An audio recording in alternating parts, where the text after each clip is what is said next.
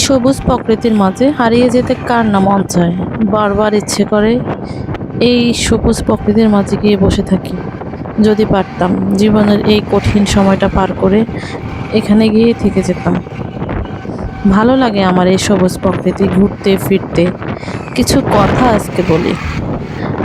নিজেকে ভালো রাখুন, অন্যকে কষ্ট দিয়ে নয়। নিজের স্বপ্ন পূরণ করুন, অন্যের স্বপ্ন ভেঙে নয়। নিজের শখ আহ্লাদ পূরণ করুন, অন্যের শখ আহ্লাদ খুশি কেড়ে নিয়ে নয়। আল্লাহর সৃষ্টির সব কিছুই সুন্দর। কাউকে অবহেলা করবেন না, আগে ভালোবাসা দিয়ে। জীবনের এই কঠিন সময়ে আল্লাহ ছাড়া কেউই পাশে থাকে না।